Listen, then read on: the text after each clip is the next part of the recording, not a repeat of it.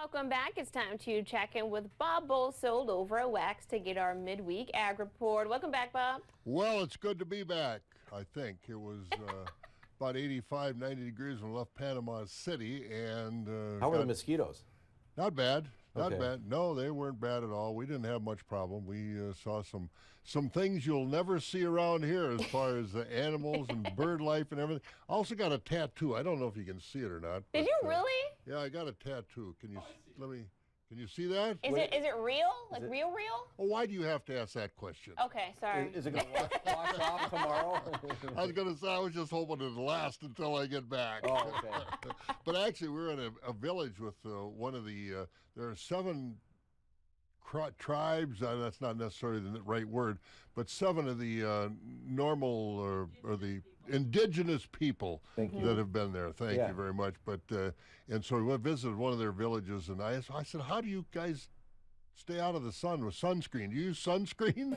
and they said, well, they got some kind of plant thing that they do, and here, we'll put it on you. And so they use it and cover their bodies with this stuff, and it's a fake tattoo. I hate to admit that.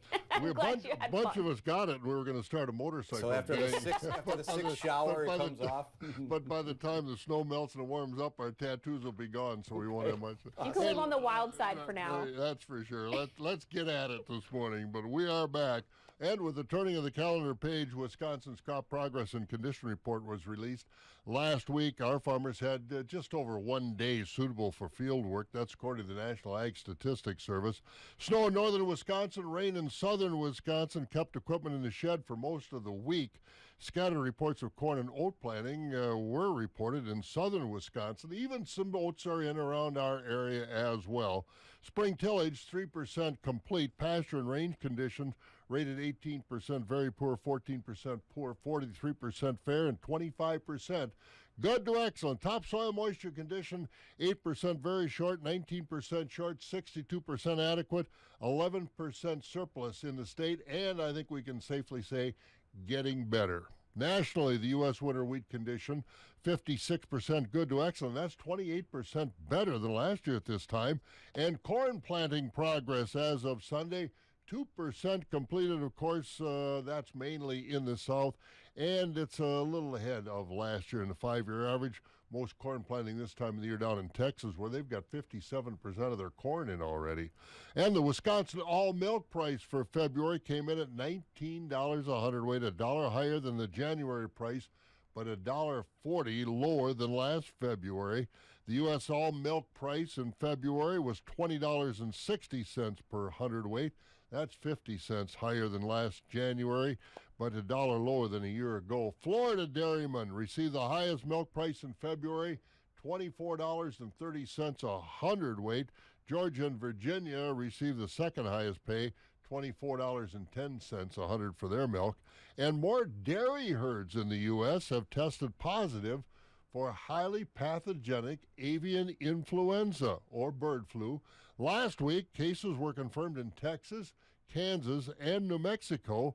Now there are cases in Michigan and Idaho as well.